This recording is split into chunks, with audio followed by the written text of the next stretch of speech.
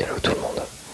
Alors une courte vidéo ici pour partager avec vous ma manière en fait de travailler les détails, que ce soit pour de la peau, pour de la fourrure, pour des cheveux, bon, peu importe. Là en l'occurrence c'est pour de la peau, pour les cornes ici également.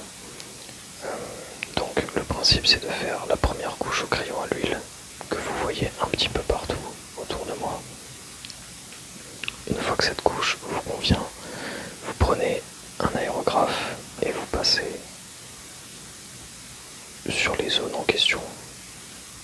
Celles qui méritent d'être ombrées, celles qui méritent d'être illuminées, correction pourquoi pas en termes de teinte globale, pourquoi pas aussi même de saturation, de luminosité. Et ensuite l'avantage en fait c'est que vous avez une couche de gras. Donc on va dire, on va prendre, pour montrer un petit exemple, on va prendre admettons,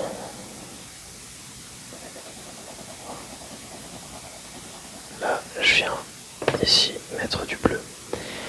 On imagine que je passe avec de l'aéro et j'ai donc de l'encre acrylique, donc du sec qui va se déposer sur du gras et qui va sécher. Le principe ensuite ça va être de venir avec un cutter, un couteau, un exacto, ce que vous voulez. En l'occurrence j'avais ça sous la main, une paire de ciseaux. Et bon, j'ai déjà pas mal avancé, donc je sais pas s'il me reste encore beaucoup à faire, mais là vous voyez tous ces détails. Et ça à chaque fois en fait en venant et en creusant un petit peu.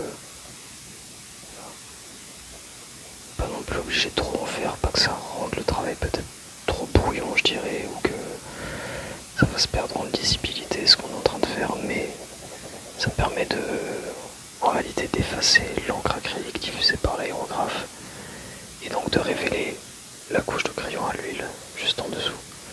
On se retrouve après avec voilà, quelque chose de, en tout cas j'ai l'impression de plus réaliste, de plus convaincant, avec vraiment comme ça ce sentiment que ça va sortir du papier. Et ça c'est, en tout cas pour ce projet, c'est ce que je recherchais, comme peut-être on va dire pour tous mes projets. C'est vrai que j'aime bien faire des choses qui sont le plus réalistes possible. Je sais pas si j'y arrive, mais je sais que cette technique en tout cas est assez pratique. Donc du gras, du sec sur du gras, donc de l'acrylique sur de l'huile, vous laissez sécher et vous intervenez avec un cutter, un exacto, des ciseaux, peu importe, et ensuite ça va vous créer du coup le principe de, je vais vous montrer, le fait en fait d'avoir passé le cutter sur les couches, la couche d'acrylique, de peinture acrylique, ça va donner ce principe là. Donc regardez ce que je fais ici. Voilà. Et là j'ai creusé le papier et quand je viens ici avec un crayon à l'huile, et ben on voit en réserve du coup ce que j'ai creusé.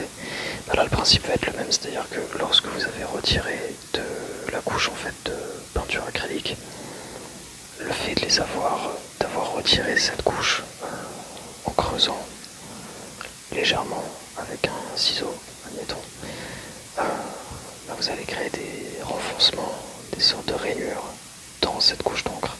Et ensuite en repassant avec un crayon, vous récupérez à nouveau du détail. Voilà.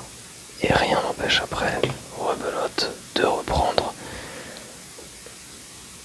le cutter. Bon, en vrai je travaille avec un cutter mais là je l'ai pas trouvé, donc j'ai pris juste quelque chose déguisé. C'est ce que j'avais sous la main, ces ciseaux. Et on peut même pourquoi pas revenir avec un feutre à l'eau. Faire le focus. Et juste vous voyez faire des tout petits points. Alors ça va être très léger, je sais même pas si à la caméra ça va se voir. Mais en vrai ça se voit vraiment. En vrai ça se voit bien et ça ressort très bien. Même quitte à en faire un peu trop, quitte à exagérer. Et on peut toujours revenir et effacer ces petits points légèrement. Faire des traits dedans, des rayures dedans.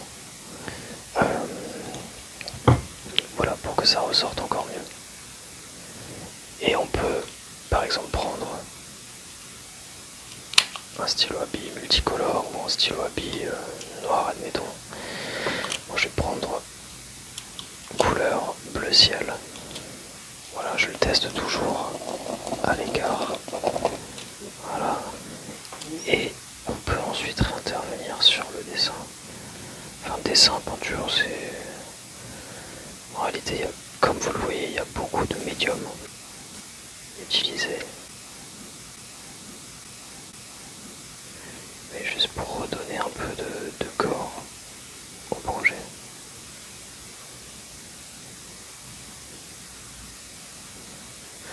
Ça, c'est juste quelques petites techniques. Donc de crayon à l'huile, d'aérographe, d'exacto, de feutre à l'eau, on peut aussi prendre des feutres à alcool, pourquoi pas, de stylo à billes. Vous pouvez toujours aussi intervenir, pourquoi pas, pour neutraliser un petit peu sur certaines couleurs. Tout ce qui est saturation et tout, vous pouvez très bien revenir avec une mine de crayon. Du graphite, certains diront.